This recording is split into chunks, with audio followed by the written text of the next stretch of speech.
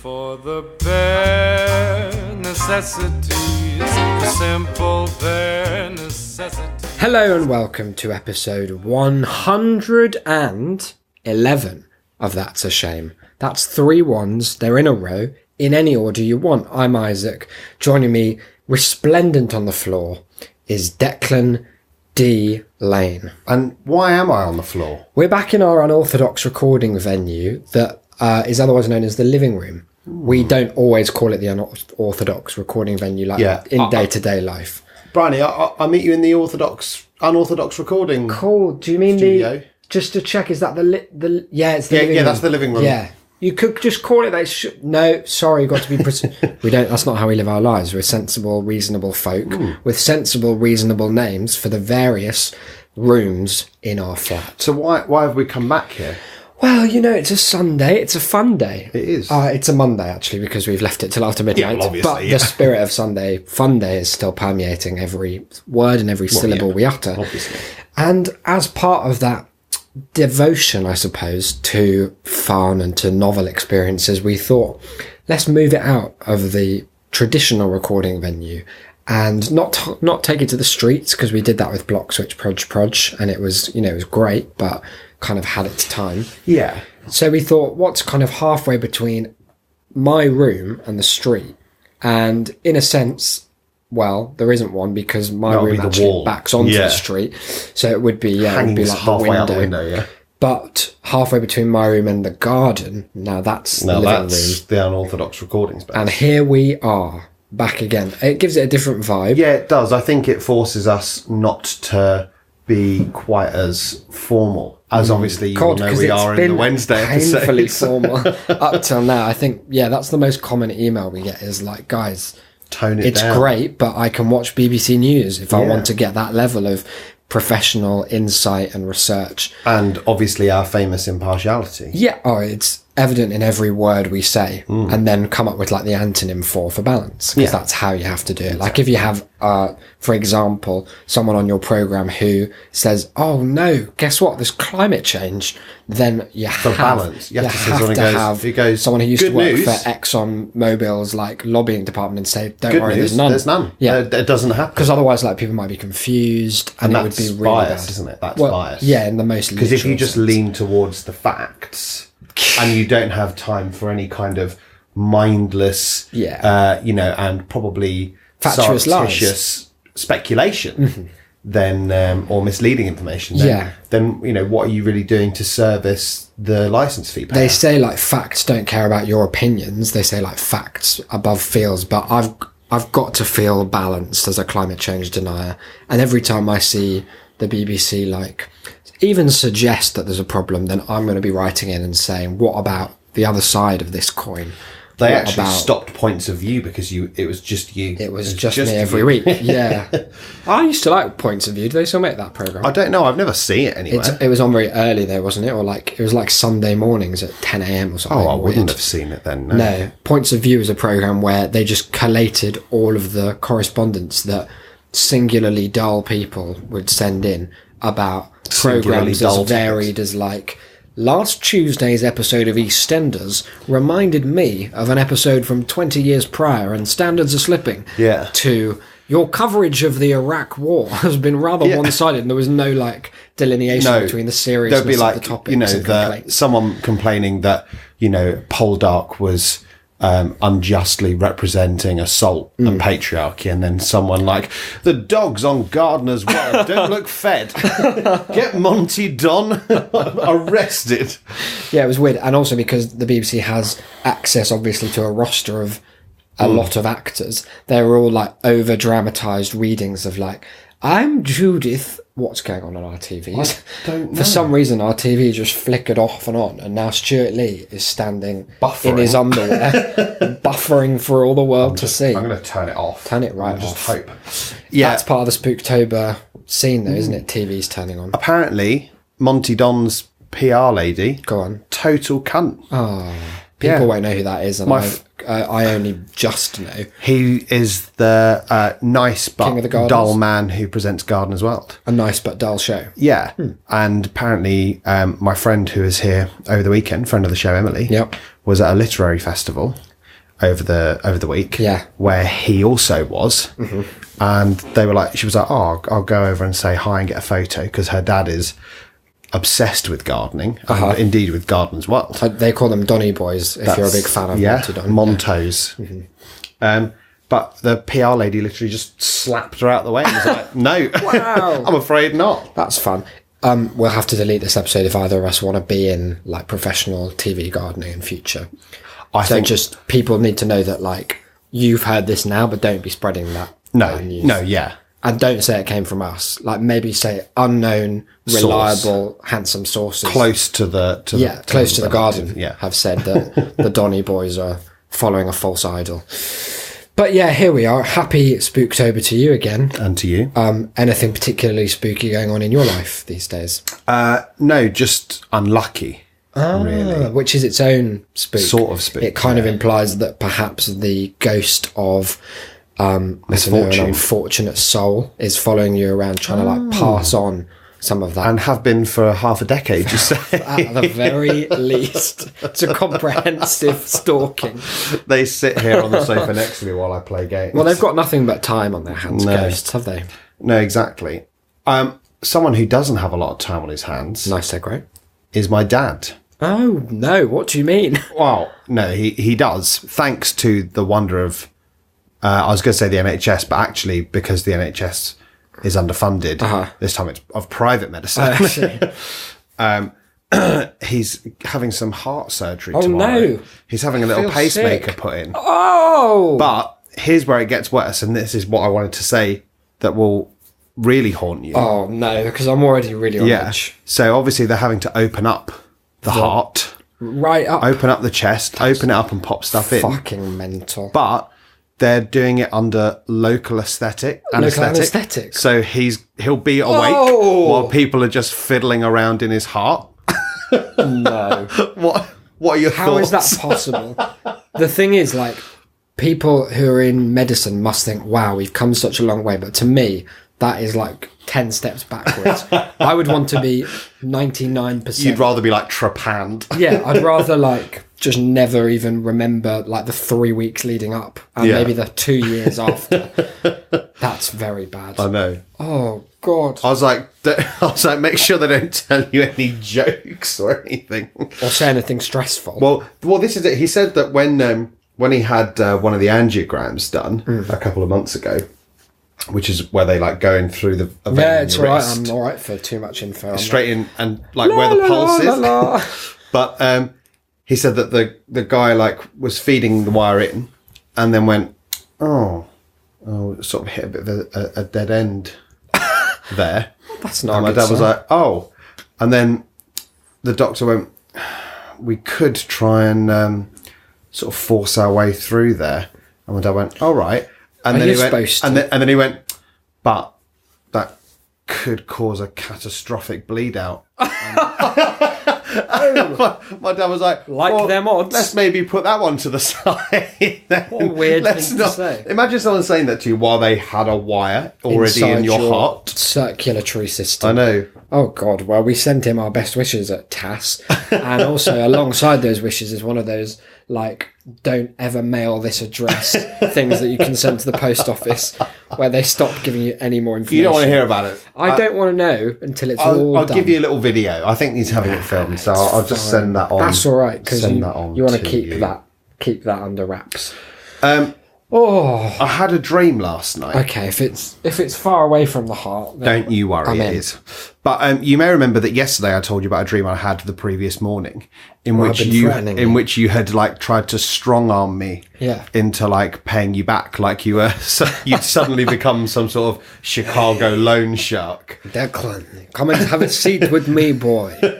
We got something to discuss. I was just sort of like sat watching the telly, kind of slightly panicked, but also I was sort of trying not to laugh. Yeah, well, it was clearly a very serious Isaac that appeared to you, the avatar in the dream. Yeah, who needed that £100, like no one's business. But you were properly doing it in this like in a sort of laughing manner, like the guy who laughed. Was I trying to go for that thing where it's like, no, serious. No, not even that. You were just sort of you were saying it as you were laughing. Yeah. In that buddily way where you're like, it would be really good if I could have that back. I'm gonna need it. And you were like patting me on the shoulder, a bit too like, hard. Yeah, a bit too hard.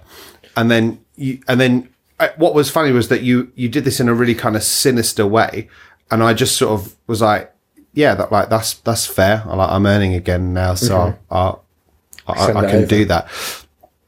And you were like, good. And then you walked away out of the unorthodox recording space down towards your room again. And I went, I mean, I can't do it all at once. Like I did it in a couple of stages. And the opposite. You just sort of really calmly went, yeah, that's fine. Cool, yeah, don't worry. Yeah, like whenever.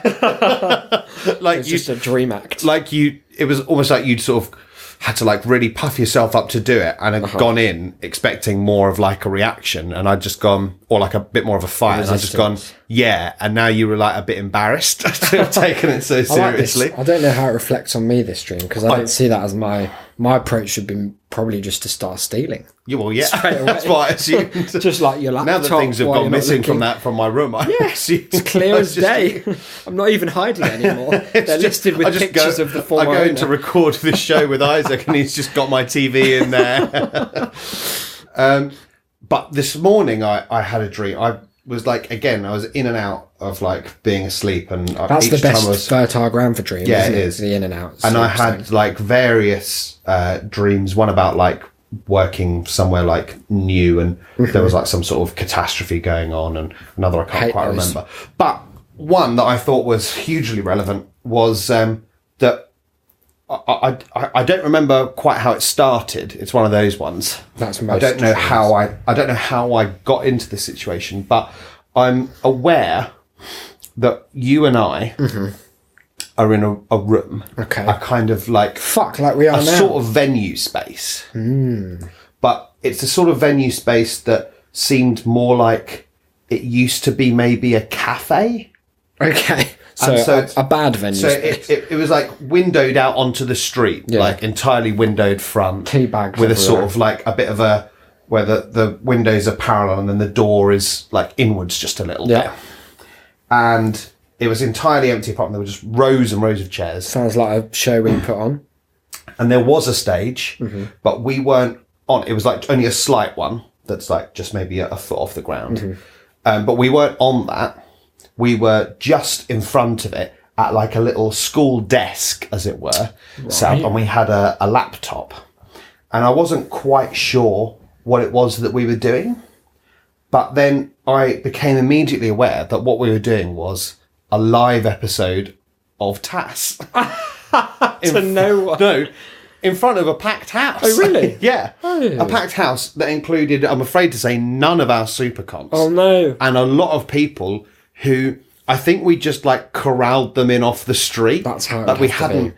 Yeah, because our supercons, the population density is such that they're all over the gaff. Like we could never reasonably get them in one room. No, but like I think there were maybe 2 or 3 people in there. People. No, there were maybe 2 or 3 people in there who'd ever heard of the show before. Good. The rest were complete strangers. There must have been, I think, maybe 200 people in there. That's very so it was a generous. good audience. But here's the thing. All we had planned as, and I say this in the biggest set of scare quotes ever, content, was that we were going to do some karaoke. Oh, that classic podcast. And also, it was the middle of the night. Good. Like, it was 3 a.m. It was pitch black. There was nothing going on outside. You're saying the karaoke wasn't landing? No, I'm not saying that. Not yet. I got up and I did a rendition of some sort of, I think it was like some Elvis song or maybe like a Sinatra, something that's easy for me to do. Yeah, it's a classic choice. Exactly. And there was sort of like a smattering of applause. Like, and it was all right.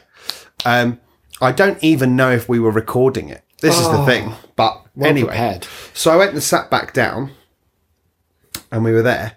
And then you were staunchly refusing to do anything. Sure sounds like you were like, I'm not. I don't know what to do. And I was like, well, you have to do something.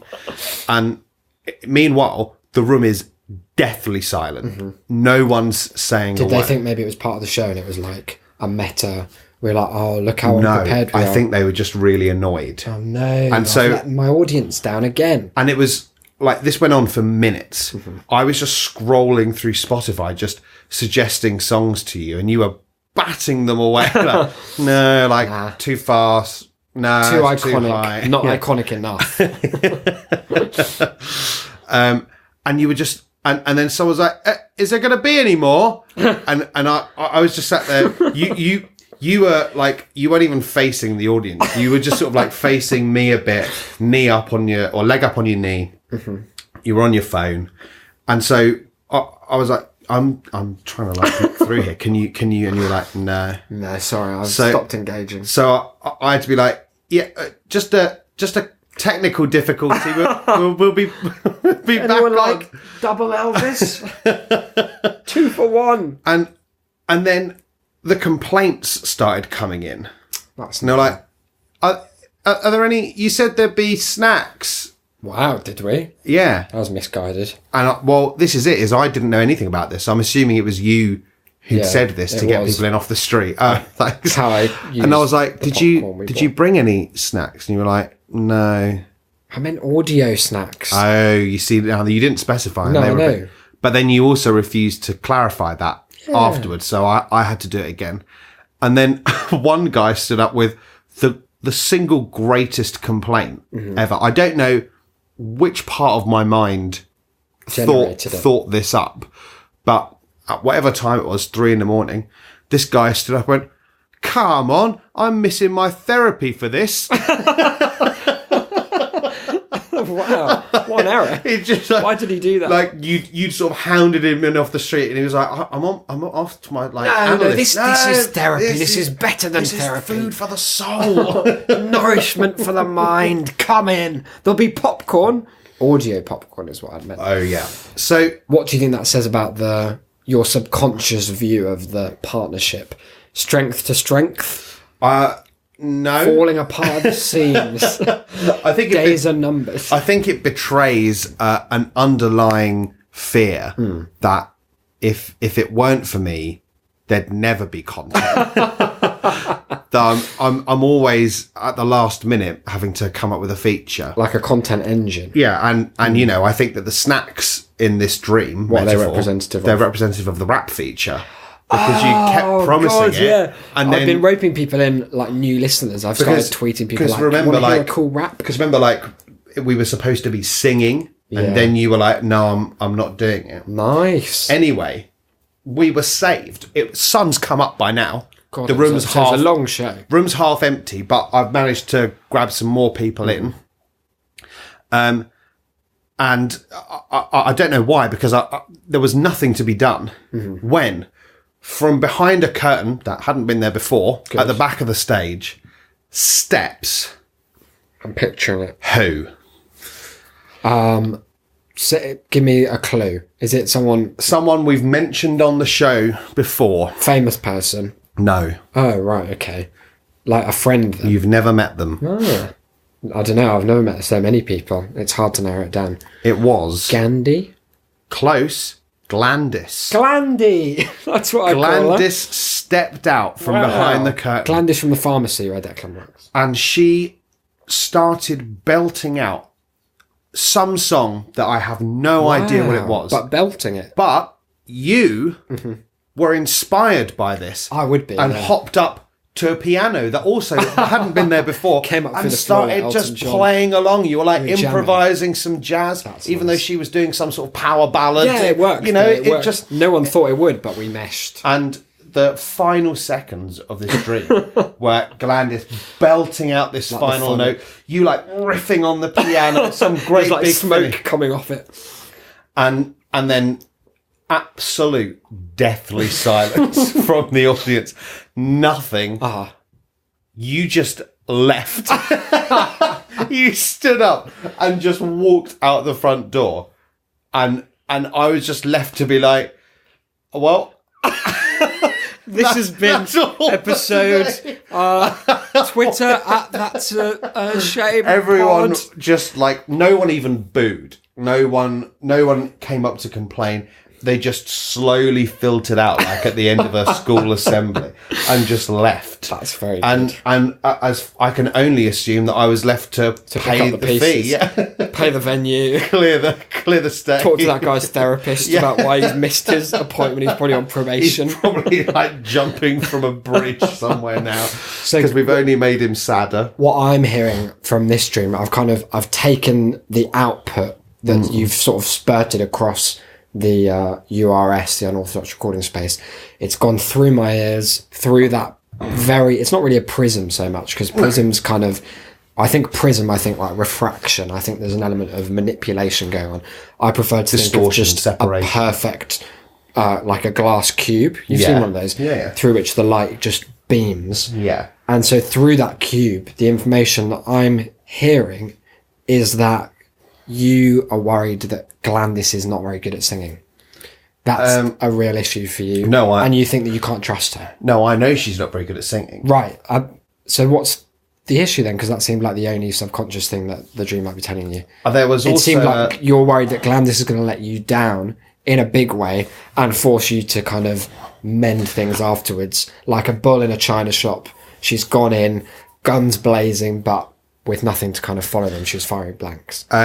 I feel like your perfect cube. It's a good cube. Thank you. It's good. Yeah, it's perfect. But it's faulty. I doubt that. Because you seem to have missed, maybe not missed so much as deliberately evaded. Oh, that's an interesting choice. The metaphorical, although not really metaphorical. It's a very transparent allegory that my brain came on. It wasn't like I needed you in an emergency and you weren't there. It was we were doing the show and you were coming up with sod all. I just sat there apathetically tending to your nails or whatever you were fucking doing.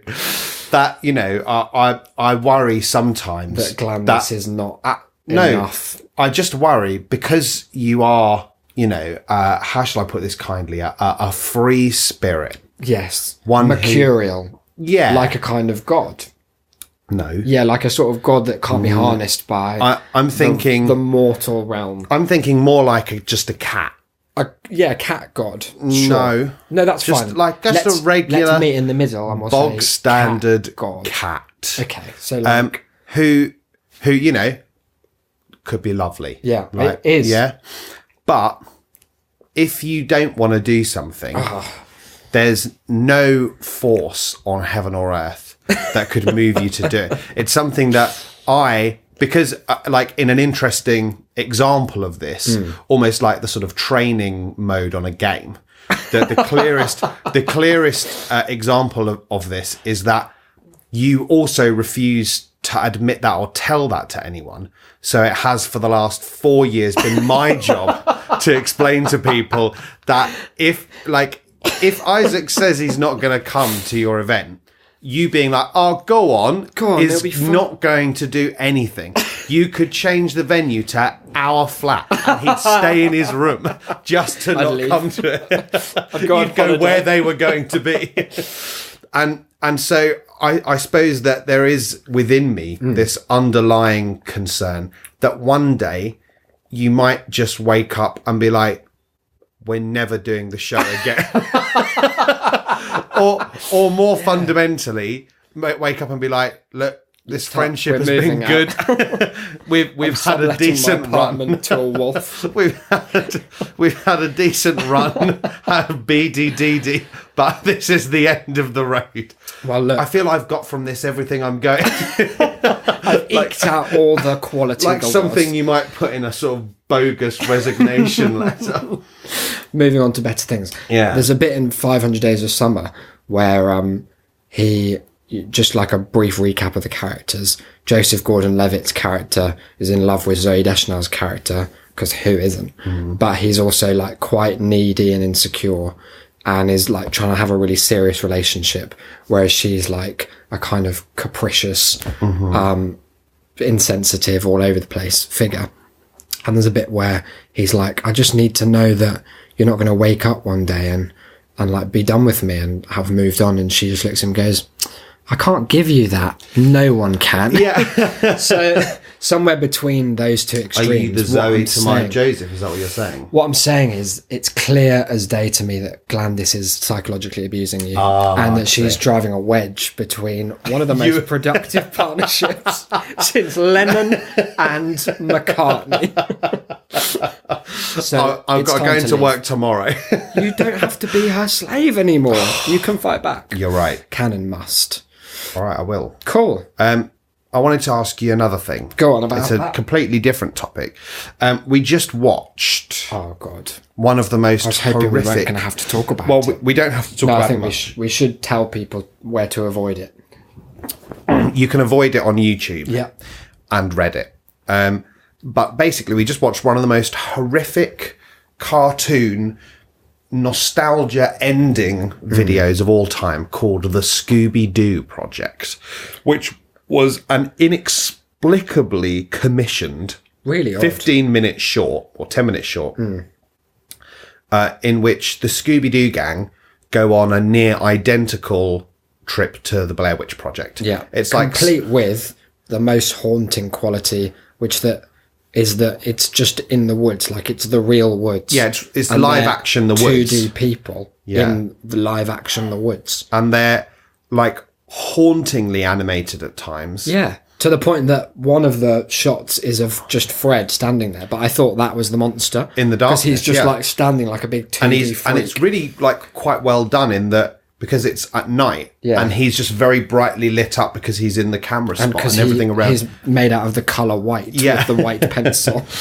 And yeah, it was just frightening, and it's one of these things that like I love because I think it's The Blobby Project. yeah, I think it's a really cool idea to do sort of horror or genre defying little shorts in that way. Genre defying as in defying your original genre, not just So it'd be like if we unplaceable. did a true crime podcast. Yeah, exactly. How crazy would that be? Mental. Probably very good, No though. one would listen.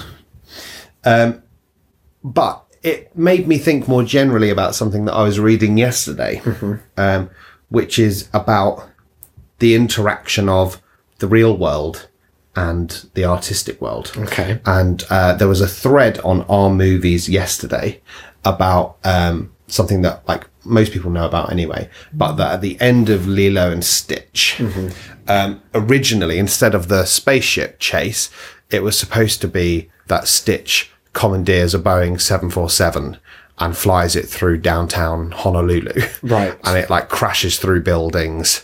And this was a week before 9/11. And they looked at it and were like, after 9/11, and went, yeah, we can't release this. We can't make Stitch the Bin Laden of the Disney canon. It just will not fly. Will not fly. And so they changed it to the, I think, vastly superior spaceship chase through the Good mountains. sequence. But there was, someone posted a link in the chat to an entire Wikipedia page called List of Entertainment Affected by 9/11. Now, I read through it and most of it isn't like particularly interesting. It's either the Twin Towers were removed from some things because they were like filmed around that time just before and released after. So they had to kind of get rid of them for matters of taste. Yeah. Some are like pretty understandable where like a year later a film was going to be released where like the Chrysler building got blown up. And they were like, maybe we'll sort of change it. I think there was I think it was Men in Black 2 was supposed to be released. And at the end, one of the Twin Towers was revealed to be a rocket and it just launched off into space. Again, and they were like, again, Probably understandable. What about the Friends skyline? Yeah. That was the one that got me when I saw it. There was like, That's awkward. Yeah. It's like season 7 or something. They have where to it's just conspicuously not there. Yeah. And that's the other one is it being added into Skylines of New York to give credence to the timeline for films released afterwards. But then there are some, and one in particular that I'd like to talk about, that make me question what the thinking behind it is. And where the 9/11 happened, or is an inside job. Sure, yeah. if you like. Okay. It's important to keep asking these kinds of questions, isn't it? Barack Hussein Obama. I mean, come on. So, you are a Disney scholar, I'd say so. something of a movie buff. Yeah, perhaps, as long as they're Disney. You like the Muppets. Yeah. And as we were talking about in the last episode, the Muppet King, Yeah, Muppet God, Kermit is the Muppet Kermit. King. So here is one of the extracts, one of the more troubling extracts from the page. The 2002 TV film, It's a Very Muppet Christmas Movie. Okay. Have you seen? No, I don't know that I have, actually. Well, maybe we should look into it. The 2002 TV film, It's a Very Muppet Christmas Movie, has the Twin Towers standing Right. in an alternate reality where an angel shows Kermit the Frog what the world would be like had he never been born. So Kermit the implication was being behind that in 9/11. Muppet canon, Kermit's existence is in some way a Directly. contributing factor to 9/11 happening. That's brand new information. And I've never heard that written about anywhere. And do you think, what do you think? How do you think he was literally? So let's break down what we know about Kermit. Has Or maybe what we know not to be the case. Has a banjo, Sure. Funny voice. plays the banjo. But none of these are reasons to hijack a plane and fly it into one of the largest, most famous structures in the planet. Well, I don't think it's implied that he actively flew the plane because obviously in the real world he so exists he's still afterwards. alive. But But we're saying perhaps he... behind the scenes, So maybe, I don't know, maybe it could be... There are a few vectors. You've seen that film Sliding Doors? yeah, Where... Gwyneth Paltrow and John Hatter, Yeah, and they go on the tube and then the doors slide and it's different realities. where they get to meet and then they don't get to meet. And how it differs. It's a very nice device, isn't it? That door sliding. So maybe a couple of versions could exist where, like, in one of them, it could be something as simple as, like, Bin Laden thinks that the Muppets are, like, the epitome of Western decadence. And he's like, look at this green frog that thinks it's better than everyone that American imperialism has subdued and crushed under its wake. And he saw perhaps the Muppets as emblematic of that frivolous Western jollity that just flew in the face of everything he stood for. Yeah. And that was it. So he was like, fuck it, I'm doing the biggest And you're terrorism. saying that if the rest of the Muppets existed, it was singularly Kermit. It was Kermit. His smiling green and his smugness. relentless optimism. Yeah. Because I'm thinking like Sam the Eagle, he's not going to be a fan of. No, even though he's like Sam the American Eagle. Yeah. He's pretty patriotic. But Yeah, he even loves that, America. he's like, he's got a grudging respect for him. Because maybe he recognises that character really is kind of a parody of American nationalism and patriotism. But of course, there's another where, the idea is that Kermit is actually behind it. I mean, is there not also a Muppets mastermind. film called The Muppets Take Manhattan? Yeah, and when we saw that verb take, we thought, oh yeah, it's like they're taking it on, but what if they were taking it under a Down. reign of terror? Yeah. Quite literally. A sort of caliphate. Brackets.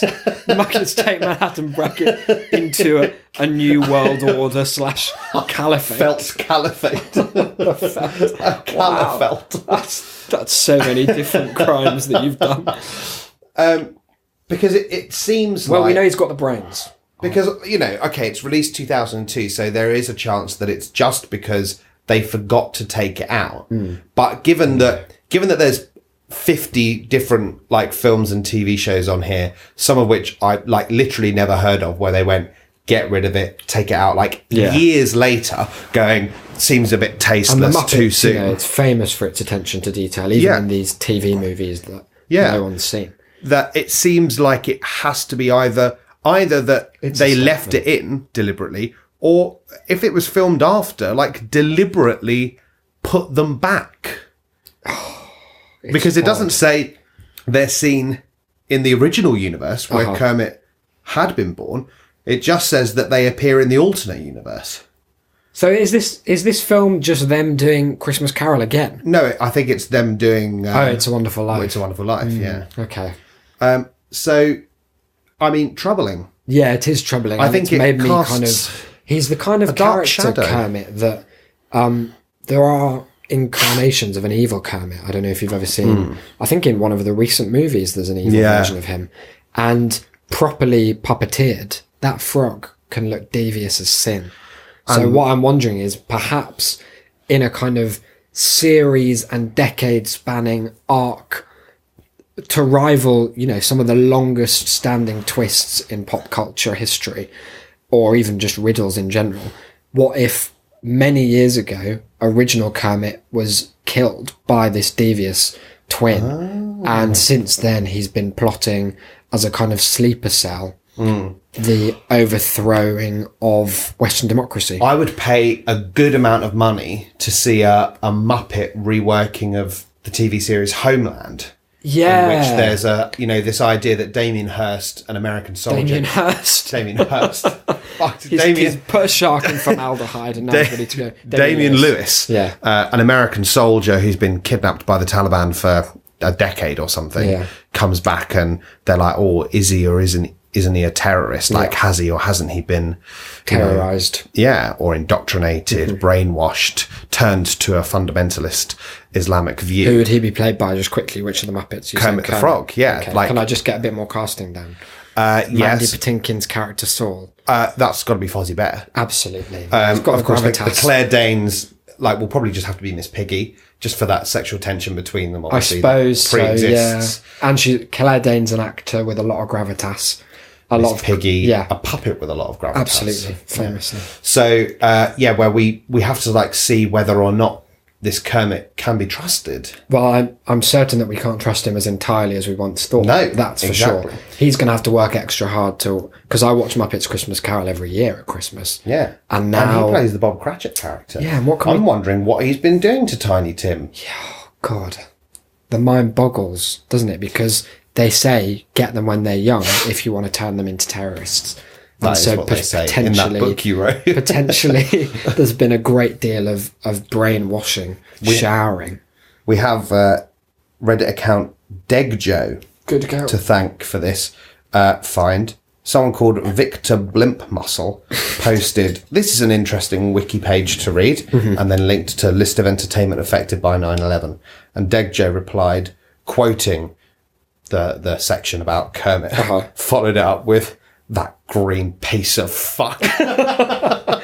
Oh, that's what that comment was about. I did wonder. So, you know, heard it here first. What we've heard today, I suppose, if we were to try and bring everything under a theme, is that you can't always trust frogs. Those that you're closest to. Whether it's Glandis, the terrorist in the pharmacy. Whether it's your co-presenter. Who Glandis has been manipulating into looking more kind of frivolously connected to reality than maybe the case. Or whether it's a treasured childhood frog puppet. Lin-Manuel Miranda's idol Muse. and erstwhile teacher. Voice Kermit coach. The Frogs. Takes all sorts, doesn't it? I guess then this is a reminder, this episode, to look twice at everything around you, especially in Spooktober, a month where there's a pumpkin round every corner. There really is. Right on the table. It's not even round a corner. I'll have to rephrase. There's a pumpkin around every corner. Just over there. But just in eyeshot. Right there. Just there beside you. We've got to get better as a society at spotting this duplicity, whether it's the fake news, whether it's the terror frogs, or whether it's just a lying, pharmacy owning bastard. Maybe it was an attempt by Disney to nip in the bud, and sadly it unfortunately didn't work, this idea of racial profiling. No one would suspect Kermit. You'd look at it and you'd say a frog. You'd be like the clear terrorist is Big Bird. Yeah. Off of Sesame Street. Big Bird. He's definitely... Because he's so much more giant than everyone else. He's just enormously, the name aberrantly huge. The bigness. No. It should be called Very Big Bird, maybe Large Bird, Huge Bird. I like that, the tweet, where it's the name Big Bird implies that somewhere there exists a biggest bird. A larger, more That's the last haunting, episode of Sesame Street. They just get crushed. Or it's revealed that the whole of Sesame Street has existed it's just a growth on Biggest Bird's tongue, and then he just shuts his mouth or swallows. And then, or maybe the Count, he's definitely done some sort of crime in his life, but you'd never suspect Kermit. Mm-hmm. And so him being guilty of it is don't just phone the police on any brown person that you come across because you don't like the fact they're talking a different language on the bus. Yeah. have a look at that Have a look creepy at your frog own over mum. there. Or, the frog in your garden. Yeah.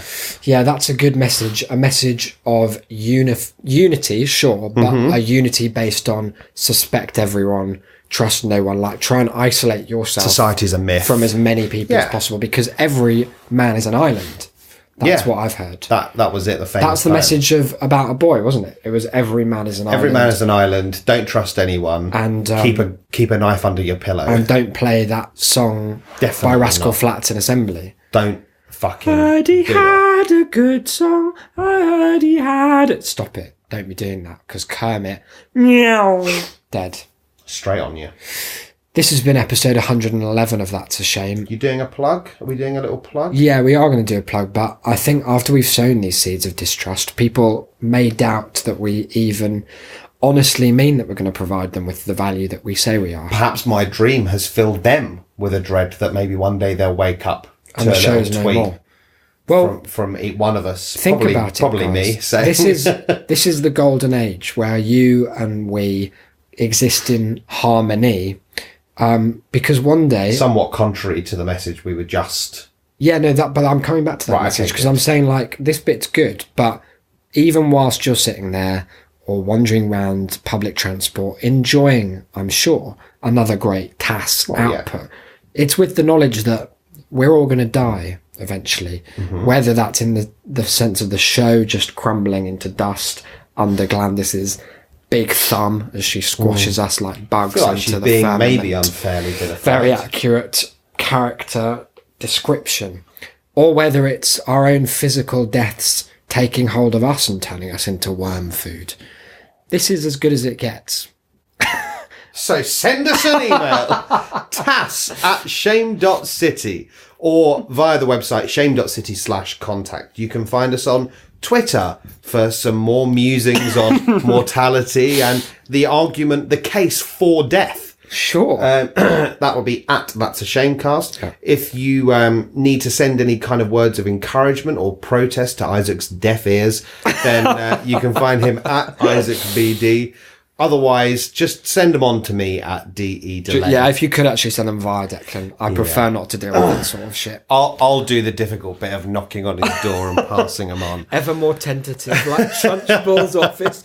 Please, sir. I'll just slide a little note in under the bathroom door. That's the system we have worked out. You can leave us a review if you've got some feelings on whether or not we lifted or dampened your mood, either short term or permanently in terms of your outlook on life. And also think of leaving a review as putting a permanent mark on the world that will otherwise probably forget that any of us existed. And you wouldn't want to leave a 4-star mark. You want to No, leave people a don't. 5-star mark. Because imagine that in like 200 years' time, people are scrolling back through some archived version of like 5D iTunes, and they see on a podcast that otherwise has straight 5 stars, we're ignoring your girlfriend's review, straight 5-star reviews, they see some 4-star dweeb, and they're like, oh, he probably wasn't a very fun person. She wouldn't have been great at bitter parties. fool. How dare they throw that gratitude back in the faces? Shame.city/review or reviews. There's also a link in the show notes. Sure or is. you can find it by visiting iTunes on any device that you so please. Follow us on Spotify. Why don't you? Yeah, we're on Spotify. It's quite a nice way to listen to podcasts. I've started doing it now. If you have $1 or $1 to preferably spare. $2 Yep. to send us, then patreon.com/shamecity. Fund that live event that Declan has foretold will happen yes. sooner rather than later. Don't skip your therapy for it. And as ever, as inspired by Noah and of course by Emily as well, Whammy Bomb. Yep. Word of mouth. Is Best of mouth. nice. Otherwise, That's it, isn't it? I've been Isaac. have a good one. You've been. I've been Declan. We'll see you on 112. Bye, guys.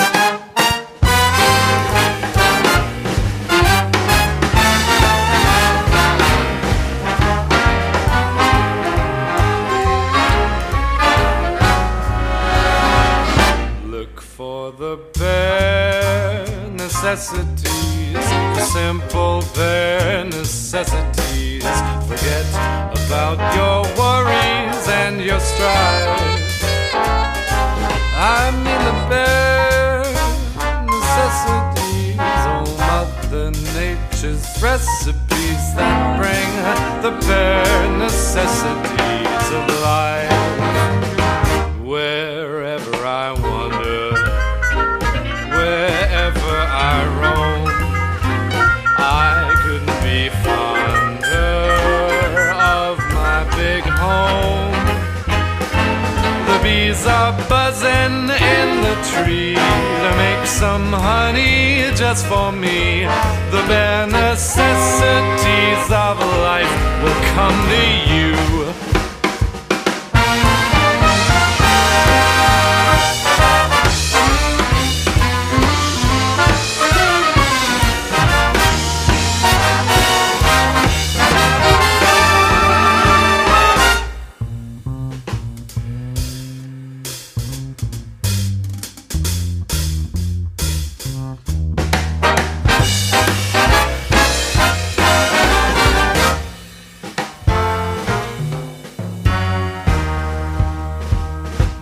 For the bare necessities, the simple bare necessities. Forget about your worries and your strife.